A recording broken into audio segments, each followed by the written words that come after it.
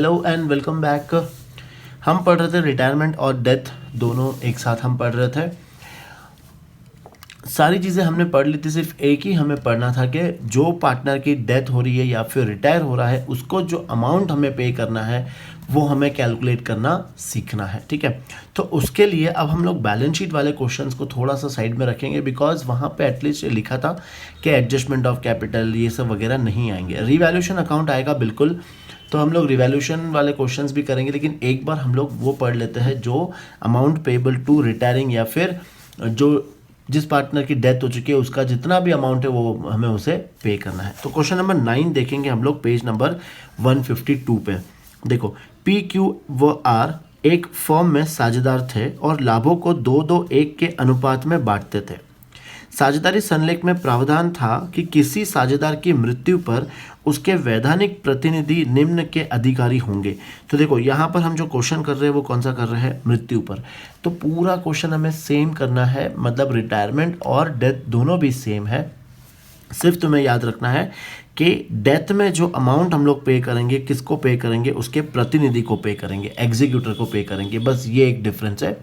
और जो रिटायरमेंट पे है, जो पार्टनर जा रहा है छोड़ के, हम डायरेक्टली उसी को पे करेंगे। ठीक है, अब देखो मैंने लास्ट टाइम तुम्हें सिखाया था कि हमें खाली किसका खाता बनाना है, जिस पार्टनर की डेथ हो रही है, बस उसी को बनाना है। अब यहाँ पे क्या क्या मिलेगा उसको वो दिया गया है।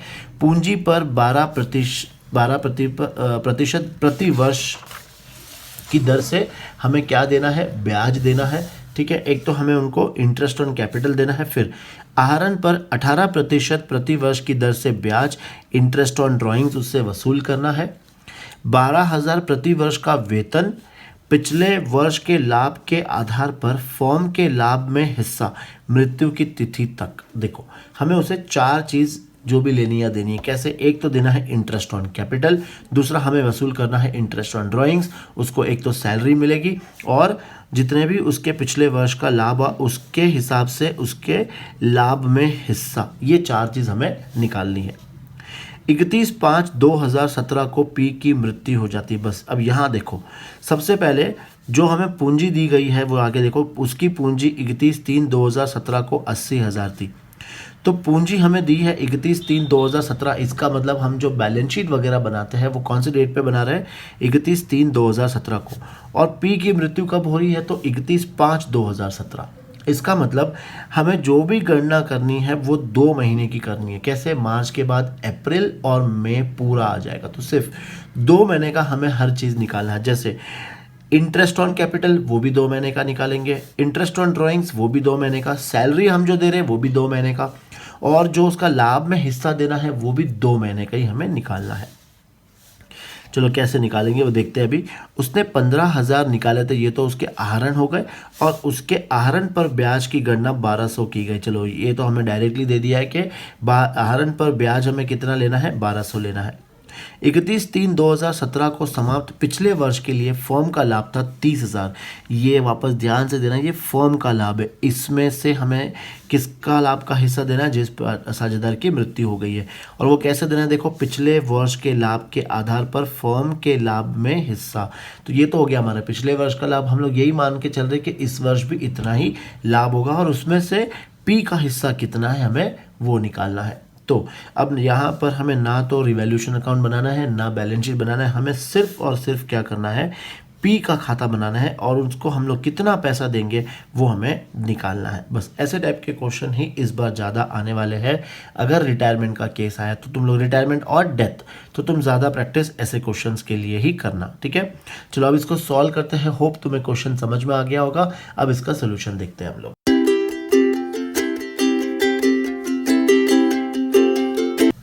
चलो देखते हैं अब इसका सोल्यूशन देखते हैं हम लोग। सबसे पहले तो हम लोग यहाँ पर क्या लिख देंगे, उस पार्टनर्स कैपिटल का जो ओपनिंग बैलेंस दिया हुआ है, जो हमें पूंजी दी गई है वो हम लोग यहाँ पर लिख देंगे। देखो इसकी जो पूंजी दी गई है वो कितनी दी गई है, 80,000। तो यहाँ पर लिख देंगे हम लोग 80,000। अब हम लोग को यहाँ पर क्या निकालना है, एक अमाउंट फाइंड करना है। तो उसके लिए हम लोग क्या बनाएंगे, वर्किंग नोट बनाएंगे। ठीक है, तो चलो देखते हैं। हम लोग पहले वर्किंग नोट बनाएंगे, फिर ऊपर अमाउंट जो भी आएगा वो लिखते जाएंगे। तो पहला जो वर्किंग नोट हमें बनाना है वो क्या बनाना है, पूंजी पर ब्याज। तो हम लोग सबसे पहले किसकी गणना करेंगे, पूंजी पर ब्याज। देखो अब इसकी पूंजी कितनी है, तो वो है 80,000 इंटू 80,000। अब हमें कितना प्रतिशत देना था, पूंजी पर हमें देना है 12%, तो 12/100 ये लिख दिया। अब कितने महीने का देना है, तो सिर्फ 2 महीने का। बस ये बहुत इंपॉर्टेंट है, ये हमें ध्यान रखना है कि पूंजी पर ब्याज हमें सिर्फ 2 महीने का देना है। अब ये कैसे सॉल्व करेंगे, 20 यहाँ कट गया, ये 12 और 12 यहाँ पे कट गए, और 800 इंटू 2 करेंगे तो कितना आ जाएगा, 1600। तो ये पूंजी पर ब्याज अपना कितना आ गया, 1600। अब वर्किंग नोट 2 हमें क्या दिया गया था, देखो आहरण पर 18% की दर से ब्याज। तो इसका तो हमें निकालने की ज़रूरत ही नहीं है, क्यों, हमें बिकॉज डायरेक्टली क्वेश्चन में हमें अमाउंट दे रखा है, तो हमें ये कुछ नहीं निकालना। फिर सैलरी हमें देनी है कितनी, 12,000 प्रति वर्ष का वेतन। तो वेतन की गणना हम कैसे करेंगे, 12,000 तो पूरे साल की है। क्या हमें पूरे साल का उसको वेतन देना है, नहीं। कितने महीने का देना है, सिर्फ 2 महीने का। अब इसमें फिर से उसका ये मत निकाल देना हिस्सा, बिकॉज सिर्फ 2 महीने का हमें उसको देना है।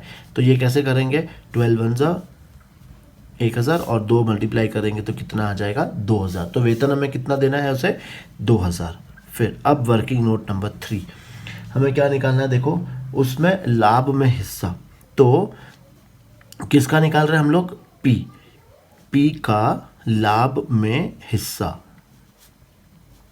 ये मैंने तुम्हें सिखाया था, इसका जो भी पार्ट आएगा, जो भी इसका हिस्सा आएगा, वो हमें कौन से खाते में लिखना है, तो वो हमें लिखना है profit and loss suspense account में लिखना है, ठीक है। तो वो ध्यान रखेंगे ना। इसकी गणना कैसे करेंगे, देखो हमें पिछले साल का फर्म का लाभ दिया है 30,000, ये तो पिछले साल का लाभ है। हमें कितने महीने का निकालना है, सबसे पहले 2 महीने का निकालना है। और ये जो लाभ है ये पूरे फर्म का लाभ है। हमें किसका हिस्सा चाहिए, सिर्फ पी का हिस्सा चाहिए। तो इनका जो प्रॉफिट शेयरिंग रेशो पी का कितना है, 2/5, ठीक है। तो हम लोग इसका हिस्सा कितना ले लेंगे, 2/5। अब इसको सॉल्व करते हैं, देखो कैसे, 2 1 जा, ये आ जाएगा 2 6 जा, फिर 2 1 जा 2 3 जा, और फिर ये 3 से करेंगे तो ये आ जाएगा 10,000, और फिर 5 से भाग करेंगे तो कितना आ जाएगा, 2,000। तो उसका लाभ में हिस्सा कितना आया, 2,000। और कुछ है नहीं, बस हमें ये 3-4 चीज़ें देनी है। अब इसको हम लोग कहाँ लिख देंगे, अपने मेन आंसर में लिख देंगे, ठीक है। कैसे लिखना है वो भी तुम लोग देखो अच्छे से, बहुत इजी है। सिर्फ डेबिट और क्रेडिट साइड में लिखते जाना है और तुम्हें समझना है अच्छे से। देखो सबसे पहले क्या देना था, इंटरेस्ट ऑन कैपिटल। ये तुम लोग ने चैप्टर नंबर 1 में पढ़ा था कि हम लोग इंटरेस्ट ऑन कैपिटल कहाँ लिखते हैं, तो इनके क्रेडिट साइड में। और ये कहाँ से आया है अमाउंट, तो ये लिख देंगे हम लोग वर्किंग नोट नंबर 1 से आया है। ये अमाउंट कितना आया, 1600, ये लिख दिया यहाँ पर। फिर हमें आहरण पर ब्याज और आहरण दोनों लिखना है, तो आहरण हम लोग कहाँ लिखेंगे, डेबिट साइड में। क्या आएगा वहाँ पे, 2 ड्राइंग्स। कितने पैसे निकाले थे इसने, 15,000, तो ये लिख दिया हमने, इसका आहरण है 15,000। फिर हमें क्या निकालना है, इंटरेस्ट ऑन ड्राइंग्स निकालना नहीं है, हमें क्वेश्चन में दे रखा है, तो डेबिट साइड में लिख देंगे हम लोग इंटरेस्ट ऑन ड्राइंग्स। कितना दे रखा है, तो उसके आहरण पर ब्याज की गणना 1,200 रुपये, तो ये लिख दिया हम लोग ने यहाँ पे 1,200। फिर क्या देना था उसे, वेतन। तो यहाँ पर हम लोग क्या लिखेंगे, बाई सैलरी। और ये हमने अमाउंट कहाँ से निकाला, तो वर्किंग नोट नंबर 2 से। कितना अमाउंट आया था इसका, 2,000, ये हमने लिख दिया 2,000। फिर नेक्स्ट हमने किसकी वर्किंग करी थी, profit and loss suspense account की। तो यहाँ पर हम लोग लिखेंगे by profit and loss suspense account, और ये अमाउंट उनका कहाँ से आया था, अपना वर्किंग नोट नंबर 3 से। ये अमाउंट भी कितना आया था, 2,000। ये लिख दिया हमने सारी चीज़ें यहाँ पे, और कुछ भी नहीं है। तो हमें इस खाते को क्या करना है, बंद करना है।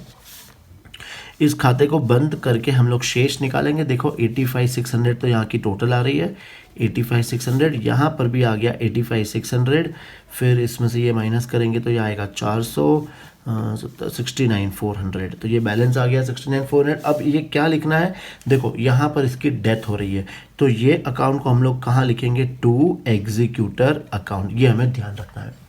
मान लो अगर ये क्वेश्चन हम लोग सेम क्वेश्चन कर रहे होते हैं रिटायरमेंट का, तो यहाँ पर हम लोग, है ना, याद है तुम्हें क्या लिखते थे, टू कैश लिखते थे या फिर टू पीज लोन लिखते थे, करेक्ट। लेकिन यहाँ पर पी की डेथ हो गई है, तो हम लोग क्या लिखेंगे, टू एग्जीक्यूटर अकाउंट। बस ऐसे क्वेश्चन आते हैं स्टूडेंट्स 4 मार्क्स के लिए, और ये बहुत ईजी है। सिर्फ तुम्हें छोटी छोटी कैलकुलेशन करनी है और यहाँ पे तुम्हें लिखनी है। तो बहुत ईजी सा क्वेश्चन है, अवॉइड मत करना, छोड़ना मत, अच्छे से इसको रीड करना, समझना अच्छे से, ठीक है। चलो फटाफट ये कॉपी करो और ये एक बार ये वर्किंग नोट भी लिख लेना साथ साथ में तुम लोग। इसके बाद अपन नेक्स्ट क्वेश्चन करते हैं।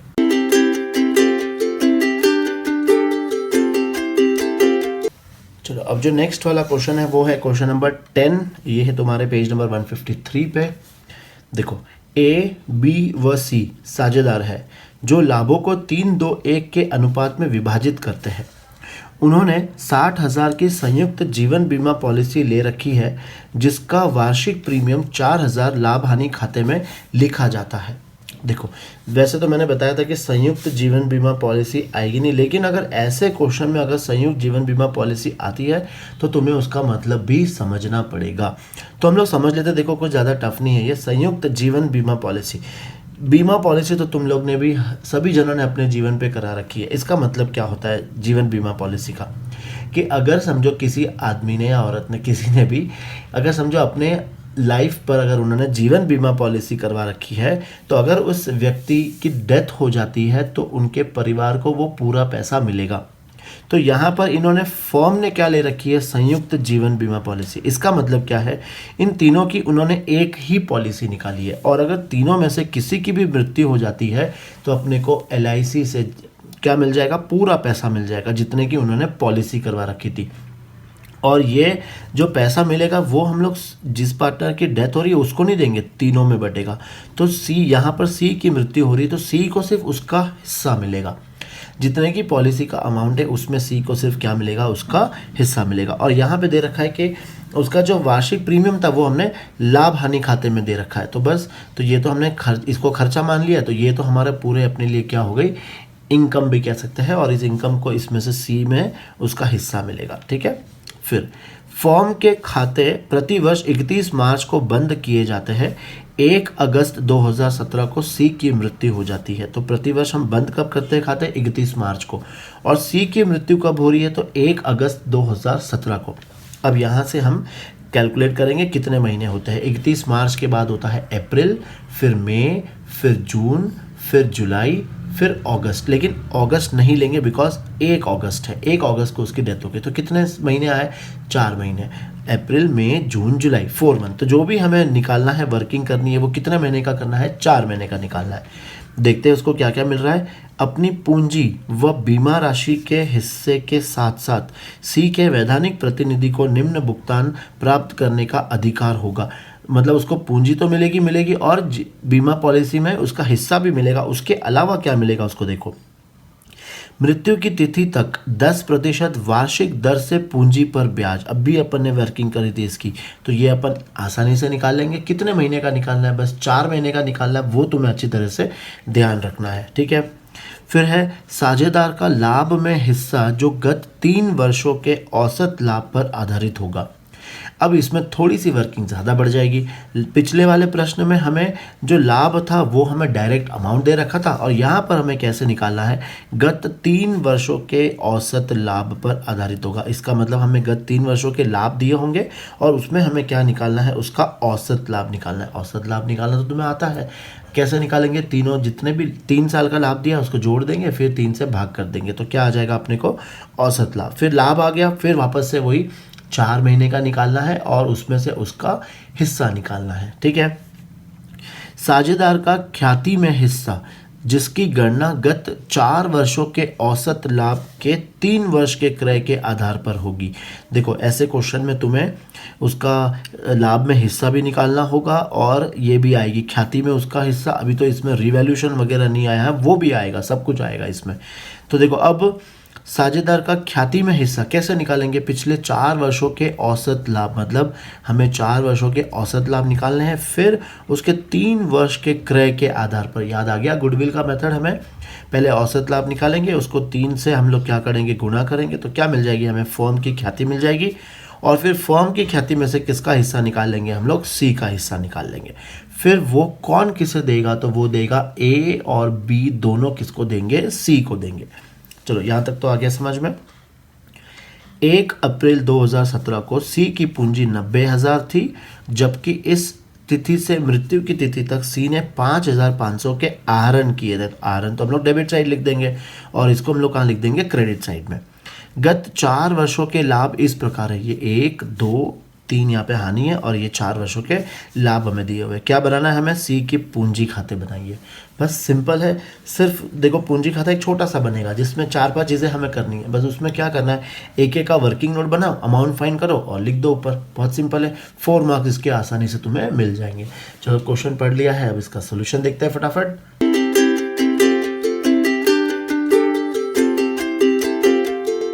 चलो स्टार्ट करते हैं हम लोग सॉल्यूशन इसका।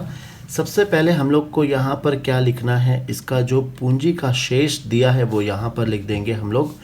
तो देखो इसका पूंजी का शेष कितना दिया हुआ है, 90,000, वो लिख देंगे हम लोग यहाँ पर। और हमें आहरण दिया हुआ है तो वो हम लोग लिख देंगे डेबिट साइड में। 2 ड्राइंग्स ये हमें दिया हुआ है 5,500। बस ये दोनों चीज़ लिख दो। अब हमें एक एक चीज़ क्या कैसे निकालनी है, वर्किंग नोट के थ्रू निकालनी है। चलो तो एक एक वर्किंग नोट हम लोग क्या करते जाएंगे, बनाते जाएंगे और उसके बाद फिर आंसर ऊपर लिख देंगे। ठीक है, तो सबसे पहला वर्किंग नोट कौन सा बनेगा, तो पूंजी पर ब्याज।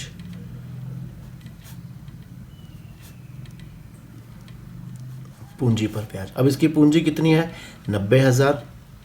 यहाँ पर हमें पूंजी पर ब्याज की गणना कितनी करनी है देख लेते हैं एक बार, 10% के हिसाब से। तो 10% कितना आएगा, 10/100। और कितने महीने के लिए देना है हमें, तो 4 महीने के लिए। बस ये हमें ध्यान रखना है। ठीक है, अब इसको सॉल्व करते हैं। 1010 ये भी 10, 4 1 जा 4 3 जा और 3 3 जा, तो कितना आया आंसर, 3,000। ये कितना आया, 3,000। ठीक है, अब निकालेंगे हम लोग वर्किंग नोट नंबर 2। 3,000 आ गया। ये 3,000 क्या लिख देंगे ऊपर हम लोग, इंटरेस्ट ऑन कैपिटल। अब नेक्स्ट देखते हैं हम लोग इसमें। सेकंड हमें क्या निकालना था, हाँ पहले बीमा पॉलिसी का निकाल लेंगे। ठीक है, चलो तो जीवन बीमा पॉलिसी का हम लोग अमाउंट निकाल लेते हैं। और वो भी बीमा पॉलिसी का अमाउंट कैसा आएगा, ये वर्किंग नोट एक्चुअली 1 बनना चाहिए था, कोई प्रॉब्लम नहीं है। बीमा पॉलिसी बस अमाउंट फाइन करना है अपने को, तो सारे है ना। अब बीमा पॉलिसी कितने की थी, 60,000। अब 60,000 में इस किसका हिस्सा निकालना है अपने को, सी का हिस्सा लेना है। तो सी का हिस्सा कितना है, देखो 3 2 1, तो सी का हिस्सा है 1/6। तो कितना आ जाएगा, 10,000। तो जो हम लोग जॉइंट लाइफ पॉलिसी लिखेंगे उसमें सी के खाते में कितना आ जाएगा, 10,000 मिल जाएगा। ठीक है, ये हो गया वर्किंग नोट नंबर 2। अब वर्किंग नोट नंबर 3 हम क्या निकालेंगे, लाभ में हिस्सा। किसका, सी का लाभ में हिस्सा।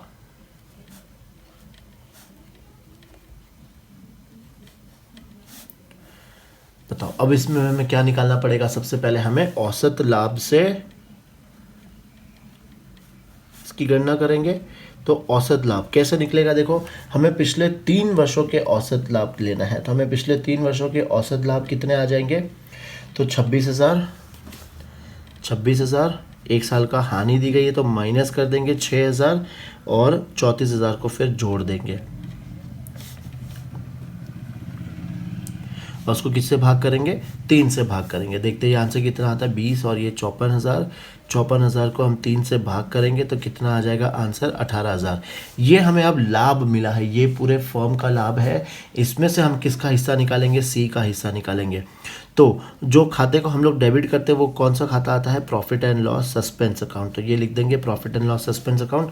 अमाउंट कैसे निकालेंगे, तो ये है 18,000 इंटू, बताओ सी का हिस्सा कितना है, तो 1/6 इंटू कितने महीने का निकालना है, तो हमें 4 महीने का निकालना है। ठीक है, ये वर्किंग तुम्हें अच्छे से समझ लेना, कोई मिस्टेक मत करना इसमें। देखो 4 1 जा 4 3 जा, फिर 6 3 जा 18 और ये 3 3 काटेंगे तो ये आ जाएगा 1,000। तो profit and loss suspense account में अमाउंट कितना जाएगा, 1,000। चलो ये भी वर्किंग नोट बन गया। अब वर्किंग नोट नंबर 4 किसका बनाएंगे हम, ख्याति। सी का ख्याति में हिस्सा।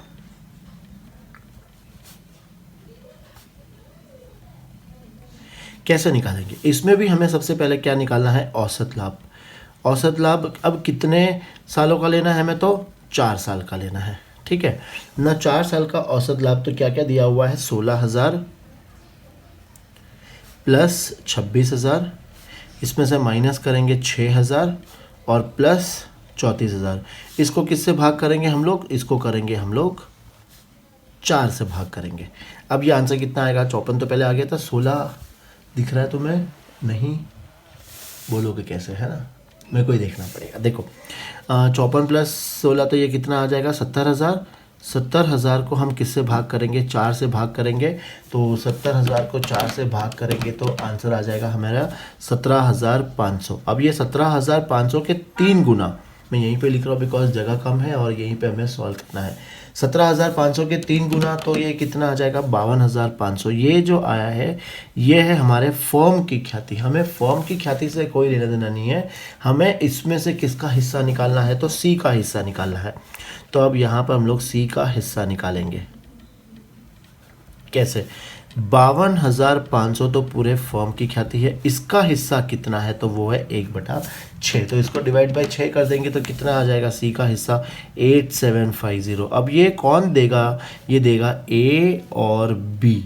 कौन से अनुपात में, तो इनके लाभ हानि अनुपात में 3 और 2। समझ में आया। तो ये 8750 को हम लोग किस में बांट देंगे, 3-2 के अनुपात में बांट देंगे। तो डिवाइड बाय 5 करेंगे और इनटू जब 3 करेंगे तो इसमें आ रहा है आंसर 5250 और इसमें आ जाएगा 3,500। ठीक है, देख लो ये समझ में आ गया तुम्हें अच्छे से। अब देखो हमें फिर से एक बार कैसे वर्किंग, जो हमें क्वेश्चन में बोला गया है, जैसे पूंजी पर ब्याज बोला था तो हमने पूंजी पर ब्याज निकाल दिया। फिर बीमा पॉलिसी दी गई थी, बीमा पॉलिसी में उसका हिस्सा निकाल दिया। फिर हमें लाभ में हिस्सा देना था तो हमने लाभ में उसका हिस्सा निकाल दिया। फिर ख्याति में, तो ख्याति में भी उसका हिस्सा निकाल दिया। बस सिर्फ यही ध्यान रखना कि कहाँ पर हमें मंथ से मल्टीप्लाई करना है और कहाँ पर हमें नहीं करना है, वो तुम्हें अच्छे से ध्यान रखना है। देखो पूंजी पर ब्याज ये पूरे साल का होता है तो हमें इसमें मंथ में निकालना है। बीमा पॉलिसी ये कोई महीने का नहीं होता, ये तो एक अमाउंट हमें मिल रहा है तो डायरेक्टली सिर्फ उसका हिस्सा हमें निकालना है। सी का लाभ में हिस्सा, तो लाभ में तो हमें मंथ देखना पड़ेगा। क्यों देखना पड़ेगा, क्योंकि लाभ जो होगा वो पूरे साल का होगा। तो अब उसमें से सी सिर्फ 4 महीने ही था तो हम पूरे साल का लाभ उसको क्यों देंगे, इसलिए उसमें हमें मंथ भी लेना है। फिर है ख्याति। ख्याति तो पूरे फॉर्म की होती है तो यहाँ पर कोई महीने के हिसाब से नहीं निकलती ख्याति, एक फॉर्म की ख्याति है। तो इसमें हमें फिर से याद रखना कि मंथ नहीं लेना है। बस ये चीज़ें तुम लोग ध्यान रख लो, बाकी और कुछ भी नहीं है। अमाउंट हमने फाइंड कर लिया है, इस अमाउंट को हमें क्या करना है, अब अपने सोल्यूशन में लिखना है। बस देखो जैसे फर्स्ट हमने किसका निकाला था, तो था पूंजी पर ब्याज। तो यहाँ पर क्या लिख देंगे, बाई इंटरेस्ट ऑन कैपिटल। यहाँ पर क्या लिख देना है ब्रैकेट में कि ये हमें मिला था वर्किंग नोट 1 से।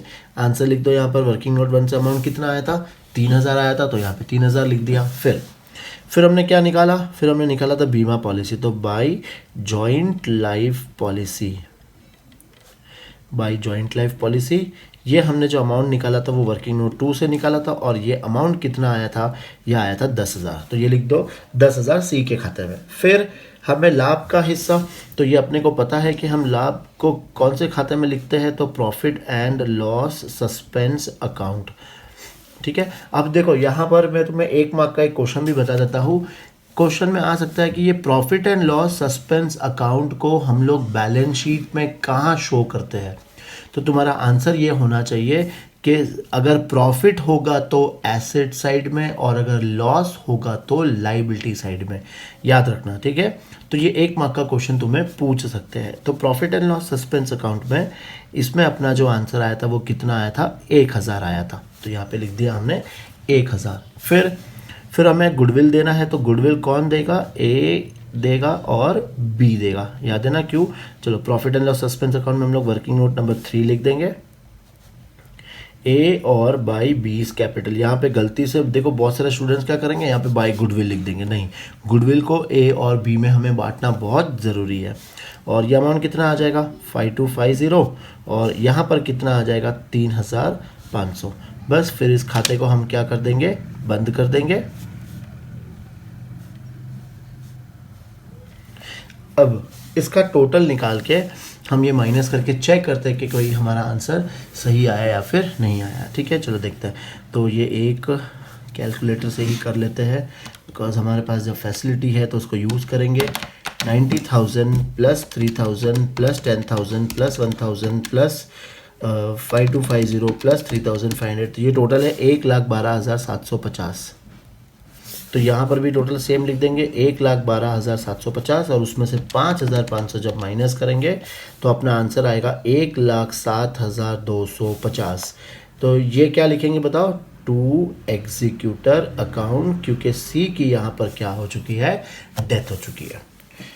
तो स्टूडेंट समझ में आया, ज़्यादा कुछ टाइम लगेगा नहीं, हम लोग तो एकदम स्लोली पढ़ रहे हैं, लेकिन जब तुम लोग क्वेश्चन सॉल्व करने बैठोगे ना तो तुम्हें एकदम स्पीड में आ जाएगा, क्योंकि जो हमने यहाँ पे वर्किंग करी है, देखो ये तो कॉपी कर लेना, जो हमने यहाँ पे वर्किंग करी है ये सब तुमने पहले किया हुआ है, खाली नया क्या है तो ये वाला पार्ट। तो ये वाला पार्ट 1-2 क्वेश्चन में प्रैक्टिस कर लो तो फिर इसका भी तुम्हें कोई प्रॉब्लम नहीं आएगा।